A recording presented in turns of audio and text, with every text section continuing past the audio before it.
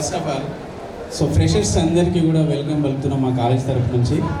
And వేదికను అలంకరించినటువంటి పెద్దలైనటువంటి principal sir గారికి, అదేవిధంగా మాకు అతిథిగా వచ్చినటువంటి డిఎంహెచ్ఓ సార్ గారికి మేము హృదయపూర్వకంగా నమస్కారాలు తెలియజేస్తున్నాం సార్. అండ్ ఇక్కడ ఉన్నటువంటి మా స్టాఫ్ అందరికీ కూడా, నాతోటి లెక్చరర్స్ అందరికీ కూడా నేను టీచర్ డే శుభాకాంక్షలు తెలియజేసుకుంటున్నాను.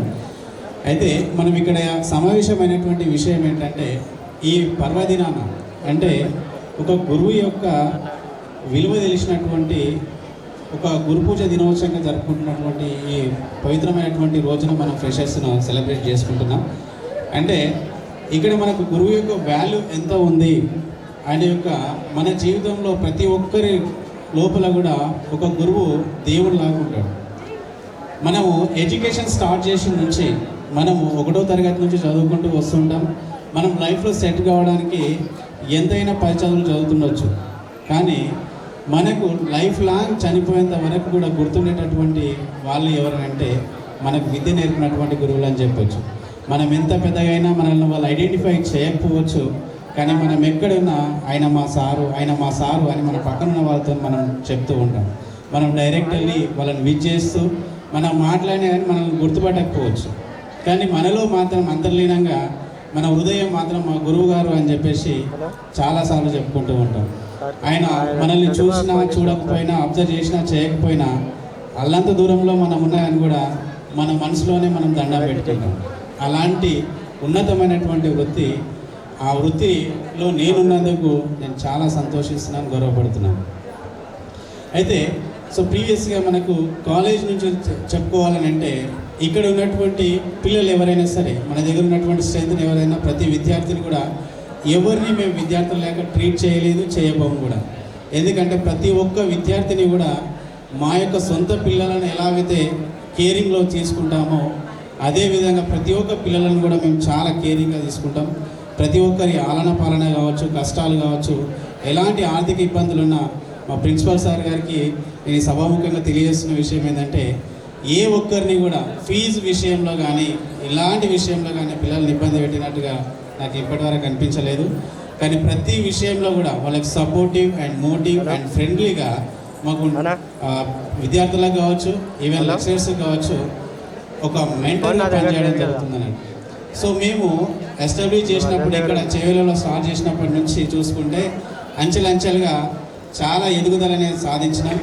అండ్ మా దగ్గర చదివినటువంటి పిల్లలు కూడా, వాళ్ళు మేము ఏ హాస్పిటల్కి పోయినా, సార్ మేము మీ స్టూడెంట్స్ వాళ్ళే గురించి చెప్తూ ఉంటే ఆ ఆనందం మాకు చెప్పలేదు అన్నట్టు. ప్రతి ఒక్కరు మన దగ్గర చదివిన ప్రతి ఒక్క విద్యార్థి కూడా సెటిల్ అయ్యేంత వరకు కూడా పూర్తి రెస్పాన్సిబిలిటీ మేము తీసుకుంటున్నాం. వాళ్ళకి తగినటువంటి ఎంప్లాయ్మెంట్ చూపించడంలో కావచ్చు, ట్రైనింగ్ సెక్షన్లో కావచ్చు, ఎలాంటి ఇబ్బందులు లేకుండా ప్రిన్సిపల్ సార్ చాలా కేరింగ్గా ఉంటారు. తన పర్సనల్ సమయాన్ని కూడా విద్యార్థుల కోసం వెచ్చిస్తూ అక్కడ హాస్పిటల్స్కి తిరగడం కానీ, అండ్ ఎడ్యుకేషన్ లెవెల్లోనే ట్రైనింగ్ సెక్షన్స్ కండక్ట్ చేయడం కానీ, అండ్ క్యాంపులు కండక్ట్ చేయడం కానీ, స్కూళ్ళకి వెళ్ళి క్యాంప్స్ తీయడం కానీ, వీటన్నిటి కూడా ఎంతో శ్రమ దాగి ఉంది. మేము క్యాంపెయినింగ్ చేస్తున్నప్పుడు, విలేజ్లలోకి వెళ్తున్నప్పుడు చాలామంది విద్యార్థులు అంటూ ఉంటారు, తెలిసి తెలియక, సార్ నువ్వేం చేసుకుంటావు బేటా అంటే, నేను అది చేస్తా సార్, ఇది చేస్తా సార్, ఐఐటి చేస్తా సార్, ఎంపీఎస్ నేను ఇంజనీర్ అవుతా సార్, డిగ్రీ అవుతా సార్, ఏదో సంథింగ్ చెప్తూ ఉంటారు. బట్ ఎవరు కూడా పర్టికులర్గా అది అవుతున్నామంటే అవ్వట్లేదు. కానీ ఇక్కడ మన కాలేజీలో ఒక 2 years మీ అమూల్యమైనటువంటి సమయాన్ని మన దగ్గర వెచ్చిస్తే మన యొక్క కోర్సులను చదువుకుంటే 100% ఇప్పుడు మనకు సమీర్ చెప్పినట్టుగా 100కి 10% ఎంప్లాయ్మెంట్ అనేటటువంటి కంపల్సరీగా వస్తుంది. కాబట్టి అందరూ ఆర్థికంగా అభివృద్ధి చెందుతారు, అండ్ జ్ఞానపరంగా కూడా అభివృద్ధి చెందడం జరుగుతుంది.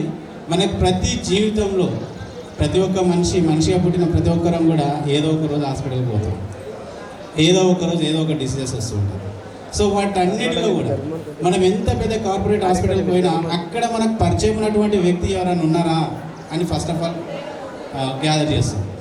అక్కడ మనకు పరిచయం ఉన్నటువంటి వ్యక్తి మన కాలేజీలో చదివినటువంటి మన స్టూడెంట్ ఉండి మీ క్లాస్మేట్తో ఉంటే ఆ పేషెంట్కి ఉన్నటువంటి డిసీజెస్ ఏదైతే ఉందో అది మొత్తం తగ్గిపోతుంది. అంటే ఇది మా వాళ్ళదే, మా వాళ్ళే ఉన్నారు, మా వాళ్ళే నన్ను ట్రీట్ చేస్తున్నారు, కాబట్టి నాకు బాగా అవుతుంది, నన్ను మంచిగా చూసుకుంటారు అనే ఒక ధైర్యమే తనకున్నటువంటి రోగాన్ని మొత్తం తగ్గించేస్తుంది. అట్లాంటి అద్భుతమైనటువంటి వృత్తిలో మనం కొనసాగుతున్నాం. సో మీరు కూడా చాలా శ్రద్ధగా అక్కడ ఉన్నటువంటి కోర్సును కంప్లీట్ చేస్తూ చాలా శ్రద్ధగా చదువుకొని పై చదువులో కూడా వెళ్ళాలని నేను మనస్ఫూర్తిగా కోరుకుంటూ ఇంతటితో నా చిన్న ఉపన్యాసాన్ని ముగిస్తాను. Thank you.